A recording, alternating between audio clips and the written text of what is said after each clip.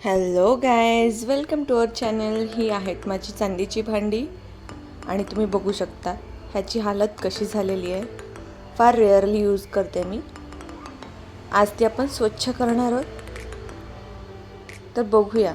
आज मी याच्यासाठी रुपेरी यूज करणार आहे, जे की पितांबरीचं प्रोडक्ट आहे.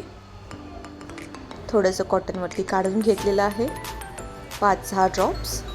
आणि याचा खूप इन्स्टंट रिझल्ट मिळतो असं मी ऐकलेलं. अरे वा, चकाचक, एका वाईपमध्ये भांडं चकाचक. वा, मस्त, फार फटाफट क्लीन होतंय. हा काळा डाग ठेवण्यामुळे आला होता, तो पूर्णपणे गेलेला आहे. आता आतल्या बाजूने पाहूया. हे सुद्धा फटाफट क्लीन होत आहे. हां, पण तुम्हाला वारंवार कॉटन चेंज करायला लागेल.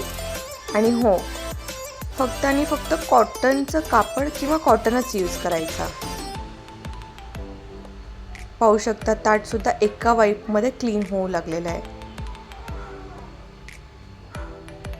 फक्त काही ड्रॉप्स आणि पटकन क्लीन होऊन जात आहे.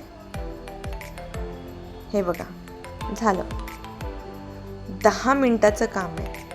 सणासुदीला चांदीची भांडी क्लीन करणं म्हणजे सगळ्यात मोठं दिव्य असतं, पण हे फटाफट होऊन चाललंय. तर झालं. बाहेरची बाजू पण अशीच क्लीन करून घ्यायची आहे. कॉटन चेंज केलं आहे मी.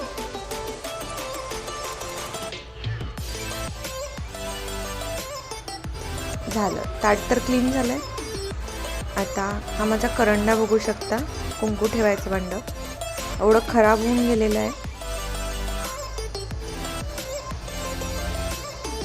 हे थोडंसं हार्ड आहे क्लीन करायला,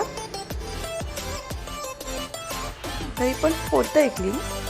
but better with brush use केला तर फटाफट होऊन जाईल, कारण याच्यावरती खूप बारीक बारीक नक्षी काम आहे. बघू शकता, परफेक्ट क्लीन झालेलं आहे. त्याचप्रमाणे दुसरा करंडा, आणि आता मी आरती सुद्धा करून घेते क्लीन. हे तर 1 मिनिटाचंच काम आहे. झालं, डन. असं केमिकलने क्लीन केल्यानंतर शक्यतो भांडी पुन्हा घासून घ्यावी, आणि त्यानंतर तुम्ही रिझल्ट बघू शकता. ड्रास्टिक चेंज झालेला आहे. सगळी भांडी नवीन कोरी वाटत आहेत. तर तुमच्या घरी खूप जुनी आणि खूप रेअरली यूज करणारी भांडी असतील चांदीची, तर तुम्ही रुपेरी नक्की यूज करून बघा. खूप चांगले रिझल्ट्स आहेत.